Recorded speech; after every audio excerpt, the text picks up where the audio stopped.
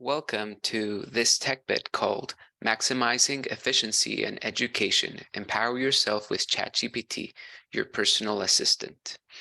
This tech bit or tech presentation will be basically an overview of what you can do in ChatGPT in education. Here's an overview of the presentation.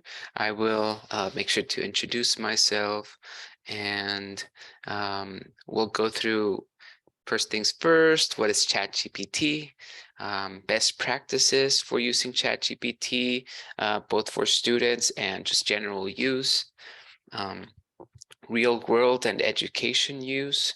And I'll show you how to sign up for an account and so you can try it. And lastly, we'll just conclude the presentation.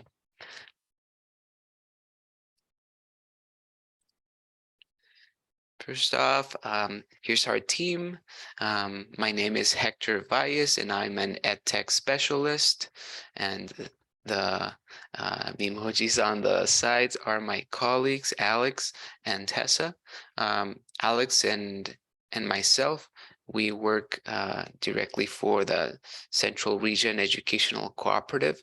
We're based off on Albuquerque. And Tessa works directly for the Region 9 Educational Cooperative.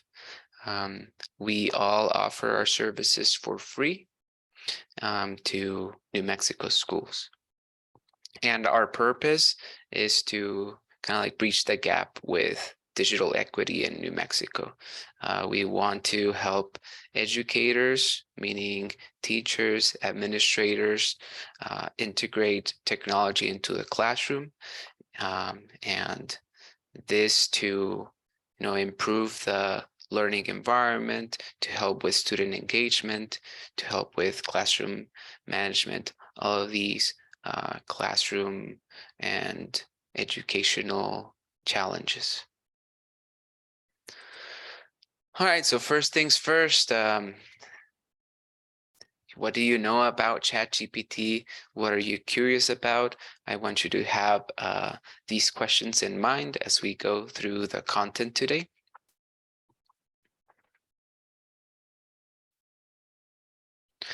And what is ChatGPT? ChatGPT is an is an artificial intelligence chatbot that has been trained on a very large amount of text data from the internet. So no, it doesn't maybe know it all, but it knows a lot because it's been fed a lot of information from the internet. So a few things about it. It can answer any questions, pretty much any questions you give it, be it science, math, religion, sports, it'll give you an answer. It is similar to Google search, but not the same. ChatGPT, what it'll do is it will present information in a conversational and structured manner, similar to what a human would do when answering questions. Keep in mind it's all text-based, so you won't be hearing a voice or seeing a robot. It's just going to be text information that's responding to you. And lastly, it has a memory, right? It can remember. So it'll remember what you said earlier in the conversation, and it'll allow you to provide follow-up corrections or feedback. And that way, you can continue the conversation. A few guidelines, especially for students, if you are a little worried about them using it in the classroom or just in a educational setting. I think these are very general guidelines. You as an educator can certainly, given knowing the situation that you're in, you can give a more specific guidelines in your circumstance. So here are 5. Understand the purpose of assignments, right? We want our students to know that assignments are not just for getting a right answer, but they are for learning the content and understanding, right? So that they can grow as an individual, as a student. And we want them to build skill. And here's my cheat sheet with these guidelines. Obviously AI tools, Google even can provide quick answers, but these tools can't replace understanding and knowledge you gain from studying, asking questions, and solving problems yourself. The second one is use ChatGPT as a tool and not a shortcut. ChatGPT can be used for clarifying concepts, understanding difficult topics, generating ideas, but it shouldn't be used to complete an assignment entirely or to provide some sort of reflection response that it's not really their reflection. The work should be the students, not ChatGPT's. And the third one would be to cite appropriately. And this is a strange one because if a student or anyone cites ChatGPT, you're really saying that you're citing kind of like the internet, just the general internet, with the perspective of how this engine has been trained, how ChatGPT has been trained. So certainly that's kind of like murky waters because ChatGPT is already using information from so many different sources in the internet, but it's always best practice to cite the use of any source, right? So in this case, it would be ChatGPT. And obviously, I would say an important guideline would be for students to don't rely on ChatGPT for everything, right? Even though ChatGPT probably knows a lot of things, it is important to mention that ChatGPT will give incorrect information.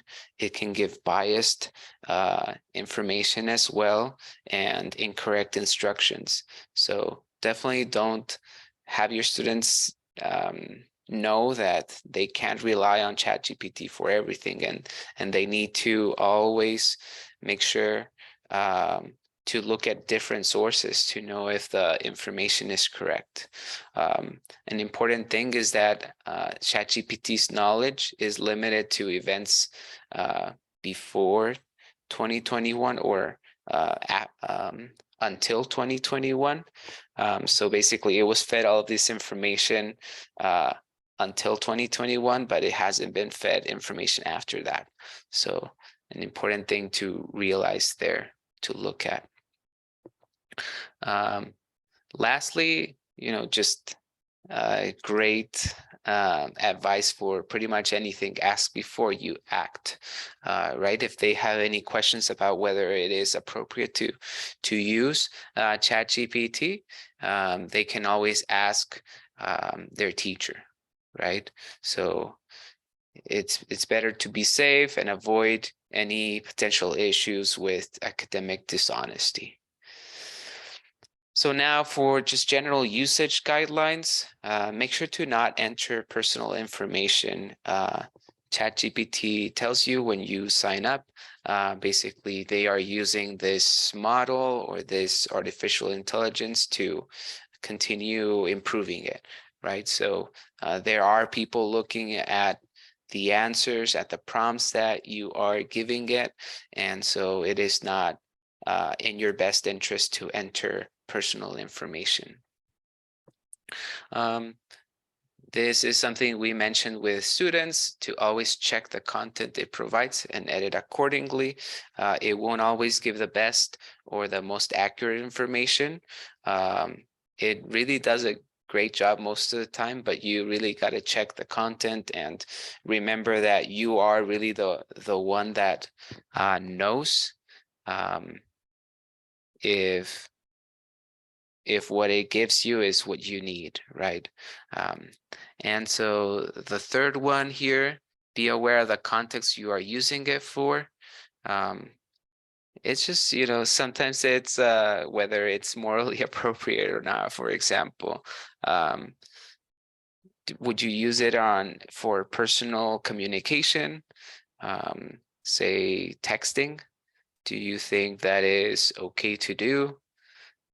You just got to kind of think about it. Some use cases are kind of murky that way. And lastly, this is more of advice to get the most out of it is to include as much relevant information in the prompt when you are talking to it or texting it to get the best response possible. And we'll talk a little more about that as we get into the presentation. So those are some of the guidelines. And now, how can you use it in the real world? And right after this, we'll talk about how you can use it in the education world. So you can use it for so many things, honestly, so many things related to text generation. So it can help you create a customized resume and cover letter. It can help explain complex topics. So say you could say something like, explain to me the Big Bang Theory as if I am an 8-year-old, right? And it'll do it, and it'll usually do a great job of doing that. So parents, if you have a kid, if you have a child that has complex questions like this, hey, ChatGPT may be able to help. Third one, it can help you solve tricky math problems and give you step-by-step, give you a step-by-step explanation. So maybe you're helping your kids with homework and you need a refresher yourself. Hey, you could use ChatGPT for that. Write, debug, and explain code. If you're a programmer, prepare for a job interview. You can even tell ChatGPT, act as an interviewer, ask me these things, or you can give it the job position that you're applying for, and ChatGPT could even generate a list of questions that the job interview may ask you and coach you through them. Write an essay on almost pretty much any topic, and so many more things, right? So many use cases for the real world and in education. So this can apply for teachers. You can also use it as an administrator, so many ways. But these are mostly for teachers. We have a few examples here. You can create writing prompts for your students. So say something maybe like create a 200 word essay with these and these characteristics. Or, it could be a lot shorter, it can be completely different, right? Generate reading passages based on reading level. Say you're a teacher in third grade and you want a reading passage about the jungle. You can say something like generate a reading passage in third grade reading level that is about the jungle, and it'll create exactly what you're looking for. Get review questions for check for understanding. So maybe you just read a book and you would like some review questions. As long as the book was created before or until at around the time of 2021, it should be able to create those review questions for you. Always giving, my advice would be to give it as much information as possible. So which grade level, how complex you want it to be, right? Teach vocabulary, pairing communication. So we all know as educators this can be very tricky, maybe stressful, a little nerve-wracking. So you can always give it the context that the situation calls for. Something like the help me create an email for a parent whose student is very worried about their grade. The parent thinks that I haven't given the student enough opportunities for them to improve their grade, but I have done this, and this to help them. Please help me create a polite email that explains this in a polite way, right? Obviously, you can wordsmith that better. And creating math problems. So, of course, these are some examples. There are so many other uses for ChatGPT in education. And I'm going to now show you some of these uses. So let's go ahead and stop sharing. I'm going to share now my ChatGPT screen.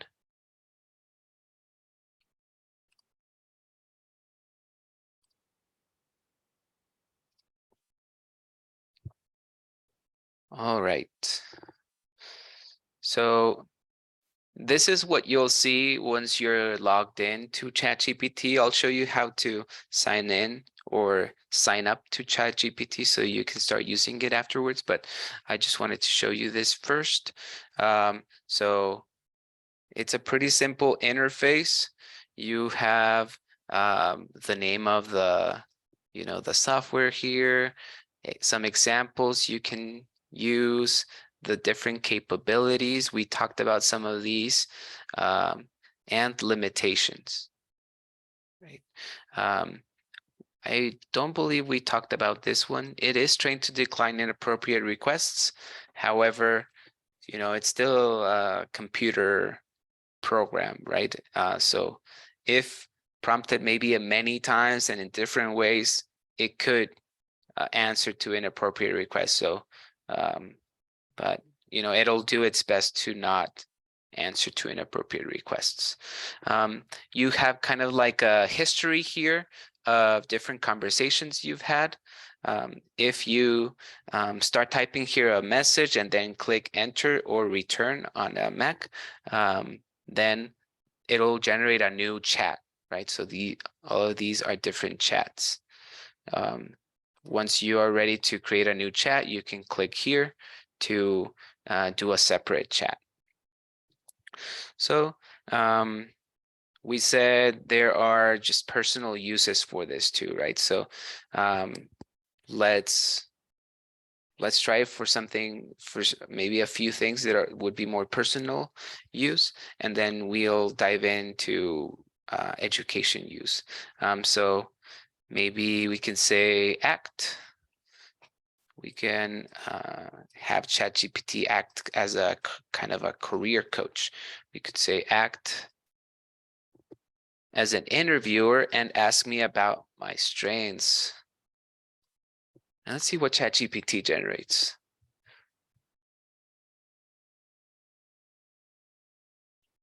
Okay, so it's asking us about our strengths. Let's see, I am great at teamwork.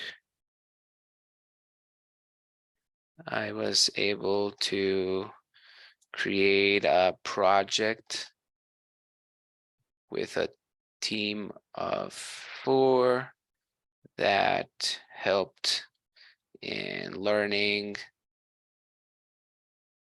English to students in Mexico, let's say.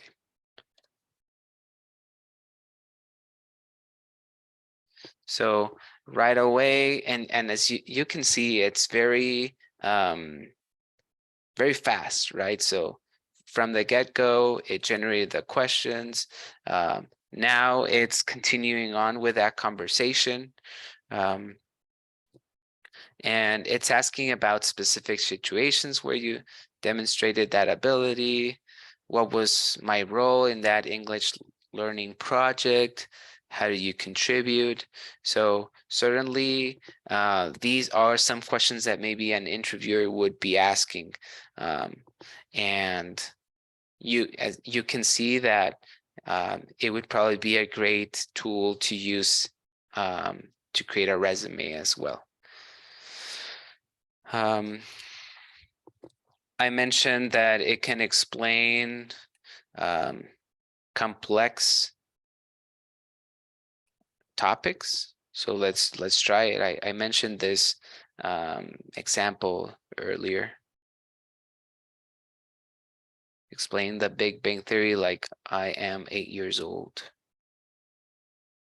And let's see what it tells us.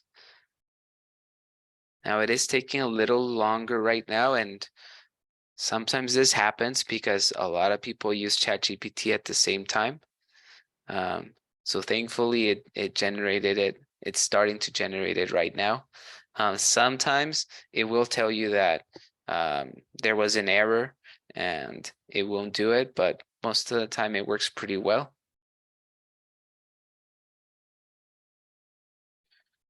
So it is taking a little bit,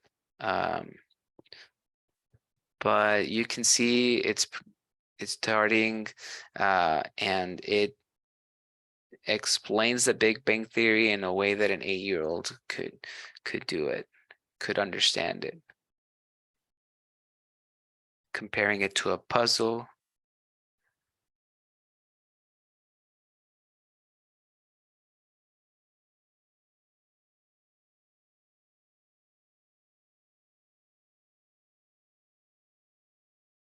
And even, just using language that maybe a 8-year-old would be using.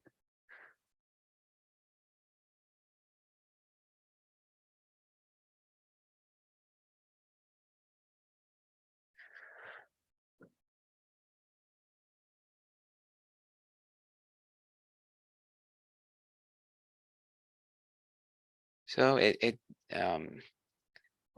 the generated response was finished now. You can say it does a pretty good job to, explain it to an 8-year-old. You could change it to explain it to a 12-year-old, explain it to a 15-year-old, right? So like I said, it'll give you better answers depending on what information you give it, or you include in your request. All right, so let's go ahead and give it more educational use requests. So let's see. And so since this can be used by administrators, we let's say maybe an administrator, and right now most graduations have probably already happened, but let's say we want to create a graduation speech as a high school principal. So here's a prompt that I just created.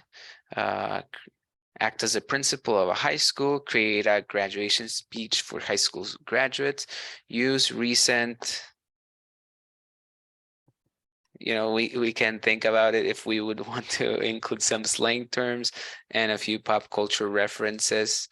And so obviously you can edit this as much as you want, but I'm going to enter it like that and see what it generates.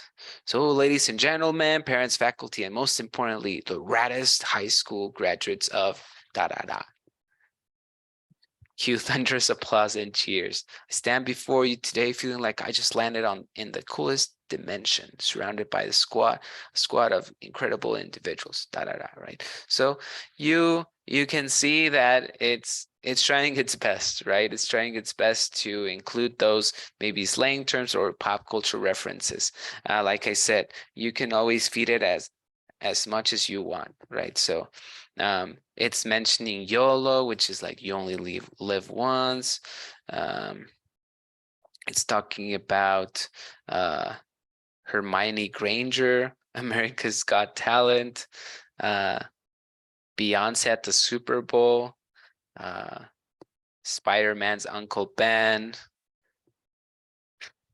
It's talking about Drake.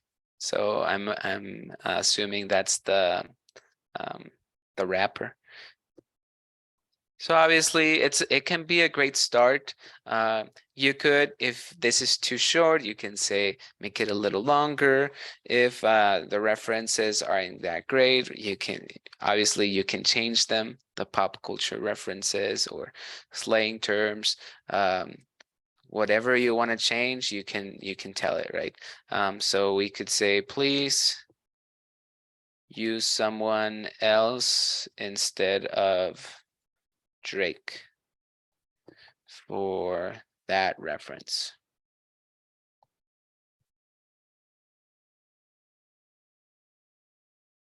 And now it's using Jay-Z instead of Drake. And it does look like the text is either the same or very similar with the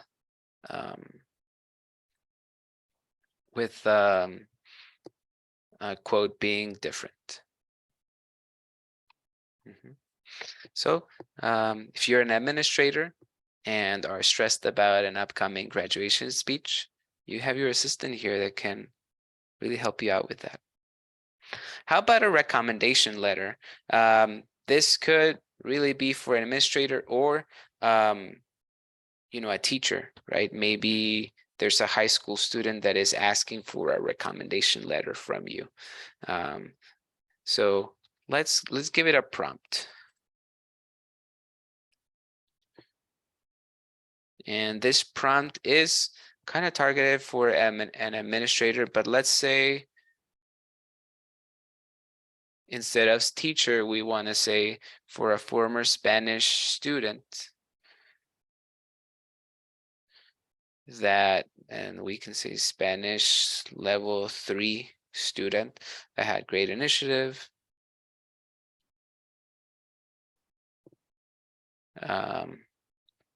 Was a fast learner and always cared about learning. And let's see what it generates for us. So it has the heading or the header, and it's generating the letter. Obviously, it's more of a template, right? We're not entering any personal information because that's a no-no in this case and in most cases.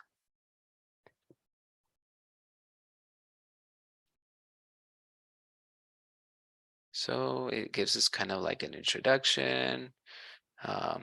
It's mentioning the initiative that we talked about here. Actively sought additional resources, engaged in self-study, ability to grasp new concepts quickly, and it gives us more evidence for that. And then consistently displayed a genuine passion and care for the subject matter. So I think that's our third characteristic. And I think this might be an extra one, right, that it's giving. Exceptional interpersonal skills.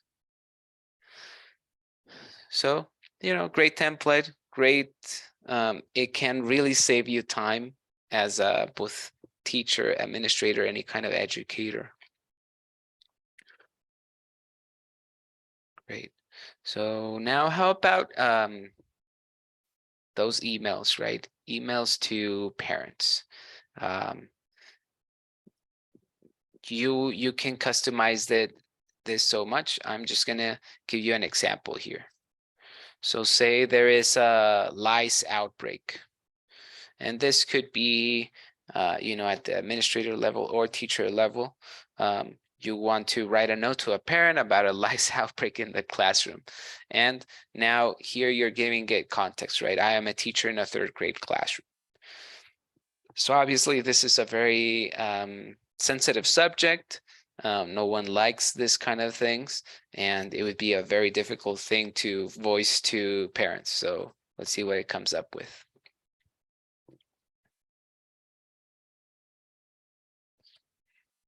And right off the bat, you can see that the tone of the text is really good, and it's even given important steps to um,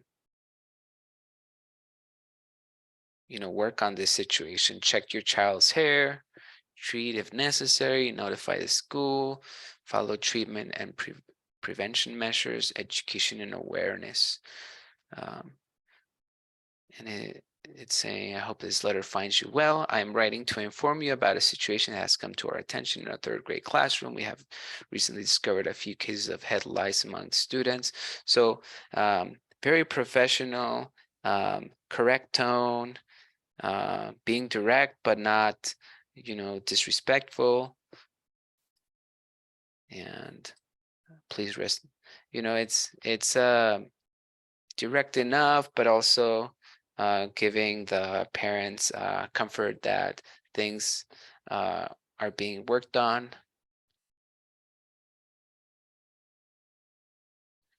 So think about other examples that you can use this for. Obviously it can be for a student that um, maybe is not bringing in their homework, or is causing problems in the classroom, or maybe there are problems with personal hygiene, and you can enter that into ChatGPT and it can give you a pretty good answer that will be, or should be, respectful, should be tone appropriate, and should generate a good response, and a good response from the parents that you're trying to communicate with. And lastly, well, not lastly, but another maybe important, maybe difficult situation in which a lot of us have been in. Maybe we want to create a letter of resignation. Maybe we need a change.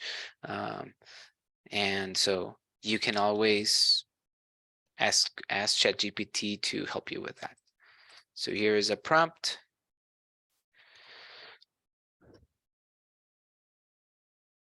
Create a letter of resignation template for a K through 12 principal, or you can say for a 5th grade teacher.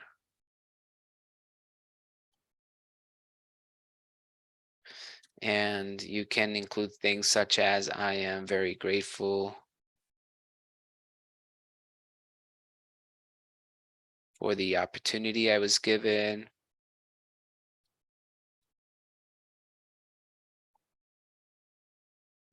And you can say something like, my last day will be on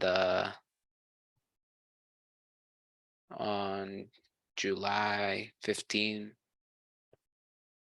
2023, and see what it generates. Obviously, you can add more information, personalize it more. I would still refrain from using any personal information.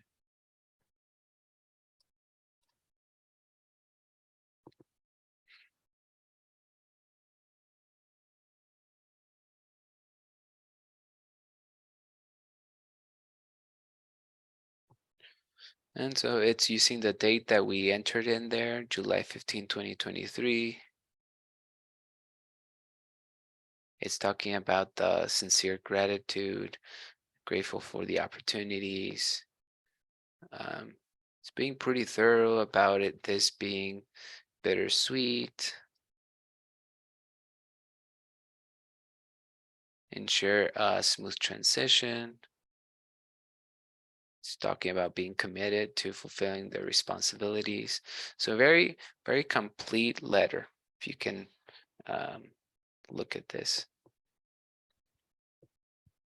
You can always say, change this, change that, or you can just copy and paste it into a Word document and you can change it yourself. Yeah. All right, so those are some examples of maybe a time when administrators or teachers might be a little stressed about these kind of things, but maybe we're just looking for use cases in the classroom, right? So let's look at those.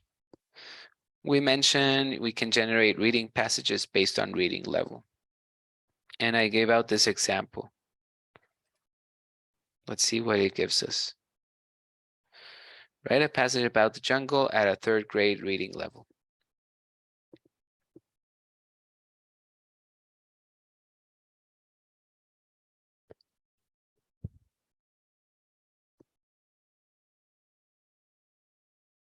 So right away it gives us the passage for a 3rd grade reading level. Obviously, you are the subject matter expert. So as a 3rd grade teacher, I would, as a teacher with your expertise, you would read it and judge it to see if it is really a 3rd grade reading level. If it is too long, then you can say, please shorten the reading passage to maybe let's do 4 paragraphs. And it'll do it for us. So there we have, oh, it actually did three paragraphs. So, it's not always perfect in that way. How about, so those review questions to check for understanding. Here's an example. Review questions about the bystander effect. This is a topic in psychology, but what about if we say something like review questions about the Hunger Games, the book, The Hunger Games? And you can be kind of vague this way and maybe not so nice. I usually say, please give me review questions about, but I'd like to show you that you can actually do it this way too. And it'll give you some good review questions about that.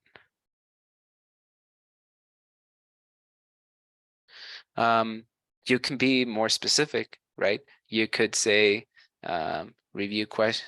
Now give me review questions about chapter 2 of the Hunger Games. And maybe if we're worried that it'll give us review questions of other books in the series, we can say book 1. And let's see what it gives us. So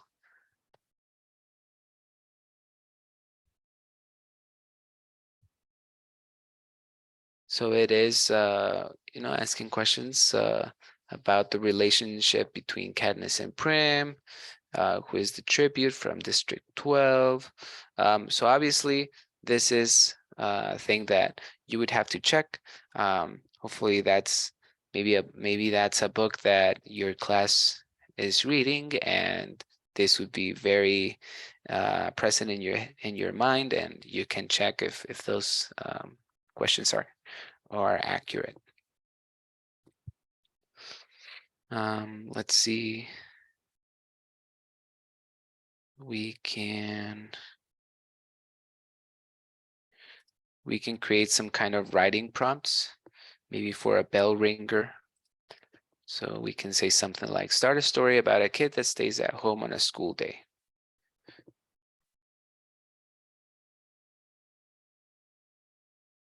So it'll start a story, and you can tell your students to continue with the story.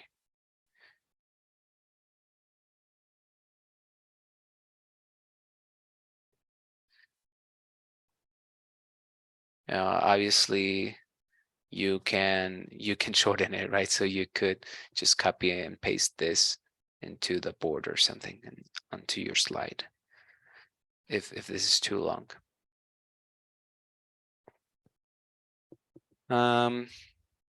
Provide examples. How about that? So say you are learning about declarative sentences.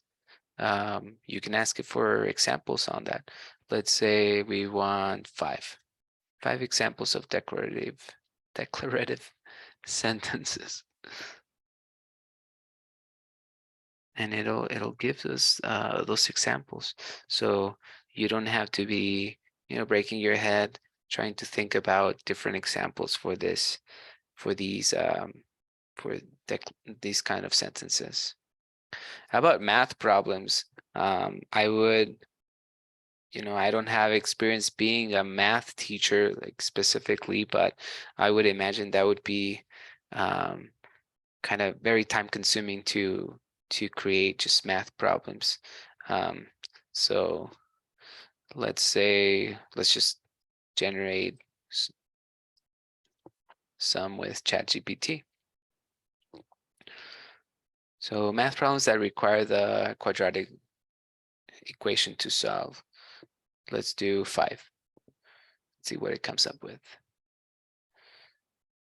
So it'll generate it for us with some diversity, right? So the first one is just an equation, and the other ones are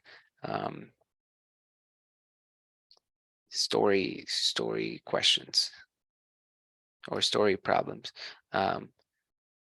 And we could say, help me solve question number 2 or problem number 2. And show me step by step. See what it tells us. And it'll give us an explanation. It'll even tell us what every single one of these means.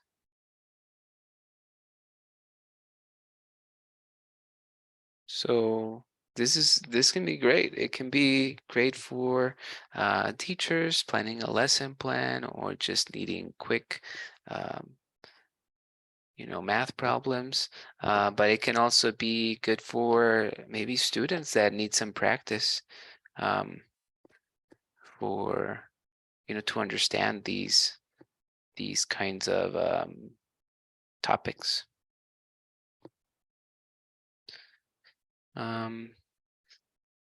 So obviously there are many examples. How about lesson plans?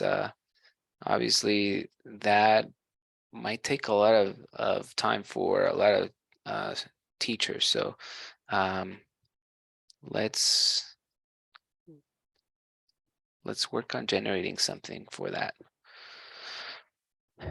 I know substitute plans were a big source of frustration or stress for me when I was in the classroom.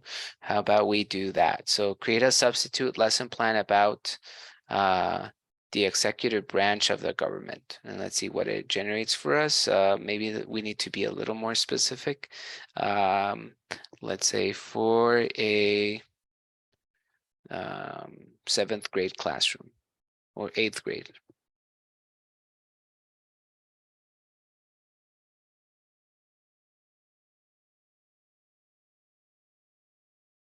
All right, so we have our objective, materials, duration, procedure.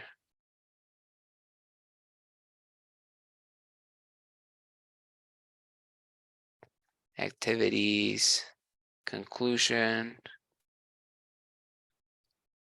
extensions. Now we could customize it more. We can say something like, please modify to include the I do, we do, you do format and see what it says. So it is modifying it Introduction is the I do. Overview of the executive branch, I do. We do is number 3.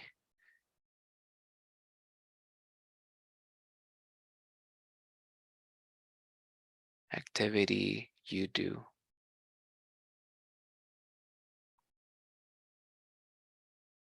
So, it might not give you, like we've mentioned, it might not give you perfect answers, but we also didn't give it a ton to work with. This is certainly a topic like creating lesson plans that we could work on for a very long time. It could be its own presentation.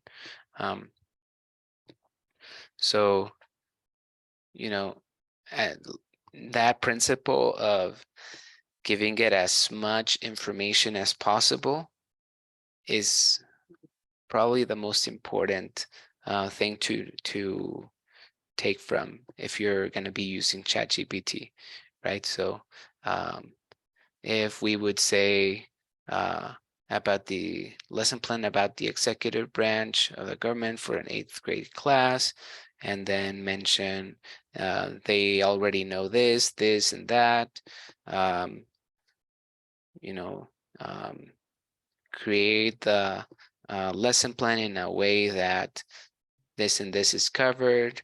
Um, give me a rubric for this assignment. You can do so many things, and if you kind of do it that way, then you'll be given better responses.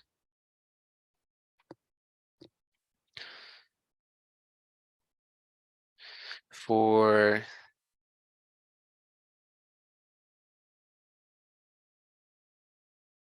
you can have students kind of like dig deeper into a topic with some kind of like some good questions maybe. So here's an example, right? So you could have uh, maybe students that are interested in a topic, or maybe the debate class, right? You can have them work on a question like this: should phones be banned in the classroom? And remembering that ChatGPT can hold a conversation, right? So ChatGPT will give you um, an appropriate answer for that. So what are some arguments for banning phones in the classroom and arguments against? And after that, the student can continue on with the conversation. Um,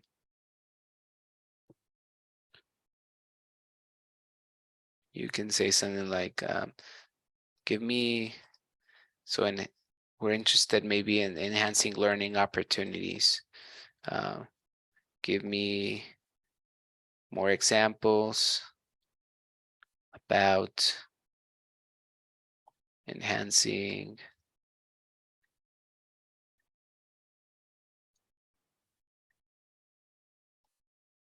enhanced learning opportunities with phones.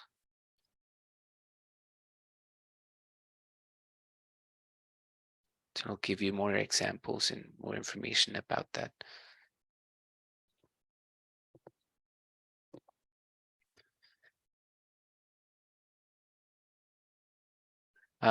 A great use for, I know that many teachers, many educators are worried about ChatGPT generating like essays for students, and it can certainly do that. Obviously, you as a teacher, hopefully, you know, um, have different ways of knowing if a student is capable of writing what they'll be giving you. You probably can ask them to tell you about their essay in their own words, or you know instead of reading it from the paper, they can tell you about it. There are some tools online, and there are many. I believe, for example, Turnitin, the that program that a lot of educators have used for a while now, has a kind of like an AI use detector. So you could use something like that to see if a student has used it and hasn't been honest about it. There are, though, not though, but there are some teachers that, for example, and have thought about using ChatGPT to, say, help the student create an outline for a topic, right? So here's an example of that. Create an essay outline for the topic of artificial intelligence use in education. So it can really be a way in which you can help students that maybe have a hard time creating something like this, like an outline. Maybe they need just a little bit of a push um, to work on that essay. So definitely a good tool for differentiation. This is a pretty good outline. We could modify it, say modify this outline so that it is appropriate for a 9th grade class, and see what it gives us. So it certainly looks to me like the language is a little more simple. Talks about a hook, background information, a thesis statement.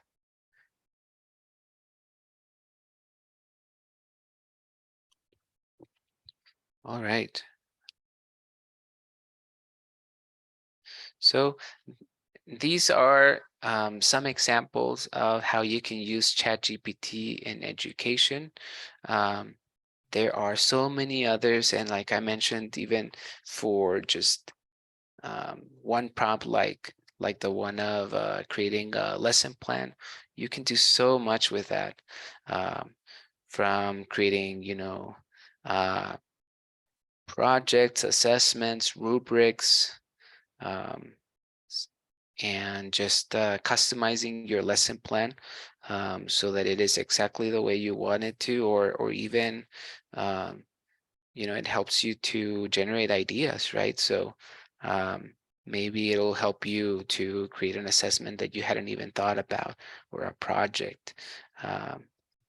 So there are so many different possibilities with this program for sure. So I'm going to go ahead and continue on now to the to our closing. Let's see.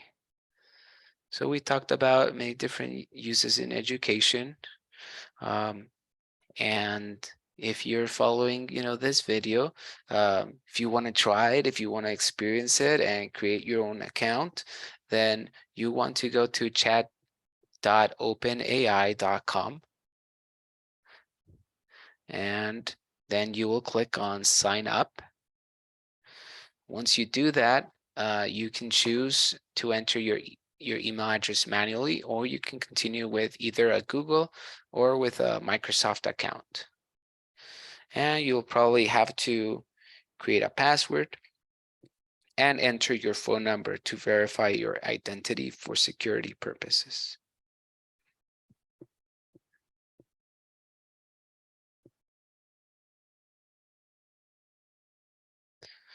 And in conclusion, ChatGPT can be a very helpful text assistant that can save you so much time as an educator and in your everyday life. It can, as an educator, assist you in creating lesson plans, generating email messages, and approaching difficult situations. It's certainly not perfect. It can provide biased content, harmful instructions, and has limited information after 2021.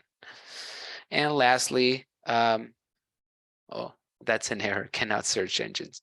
What I meant to say there is cannot replace entirely, search engines. It will usually not provide sources, so it cannot replace a search engine in many cases. And hey, just a comment here is this is an emerging technology, um, and whether it's this company or Google or Microsoft or different companies, this technology is here to stay. Um, so um, everyone will be using, pretty much everyone will be using it. Um, we have to find ways to use it in a responsible way, and we have to know and about this as educators and make sure that everyone has the same opportunities. Here are some references for my presentation. And thank you. So here's my contact information as well as my colleagues. If you are in New Mexico, you can contact us. We'll um, help you with any of your ed tech needs, integrating any kind of application, or if you need any help using any new hardware that you might have in your classroom or in your school, we can help you.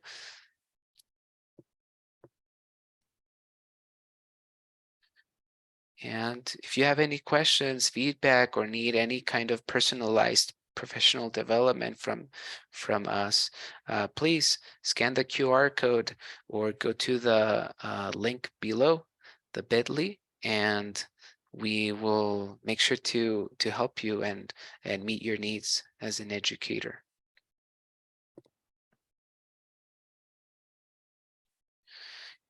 Here's also our social media accounts.